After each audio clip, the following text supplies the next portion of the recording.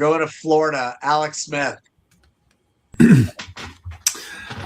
Just tremendous. Wow. So many quotes I wrote down, and I love my dad also, I've never been to Africa, and I need to go. And for so many reasons, my dad lived all over Ivory Coast, Sierra Leone for when I was growing up, and so much history there. And Jesse Itzler said, if you have 2 continents to go to in your life, make 2 of them Africa, both Africa. So my question for you is around money. Like, I feel like, this only gets worse because people pay for it. People pay for hunting. People pay for all of it. I don't know how focused you are. Or like, is that not your lane? But how do you attack that? Because I feel like when you follow the money, that's where like the biggest heart of it is, because, it's just terrible, but people do a lot of bad things for money. Right. So I don't know if you could speak to that.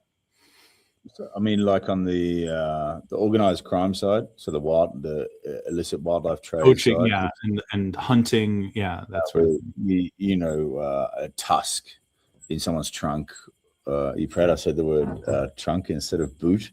In Australia, we say boot, not trunk. Good. Okay. But, a tusk or a horn in someone's trunk is, it's just another currency alongside guns, drugs, human trafficking. It might be a kid, that's in theory, that is also being trafficked by that syndicate.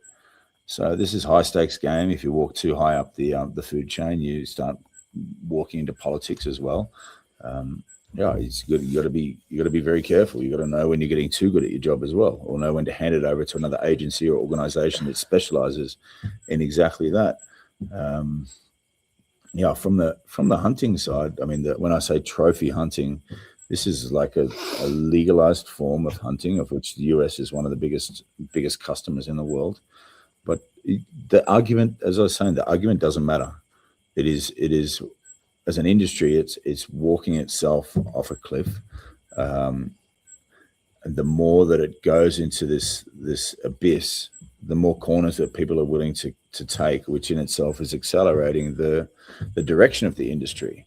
They're already up against the natural reality, so less animals, less area to hunt, and then the fact that you've got a generation raised on social media that doesn't necessarily want approve of this as an industry.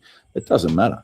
What I dislike more than the ethics of hunting, as a former hunter, is that as a global community, we haven't come up with a better economic model to protect so much land on a continent like Africa.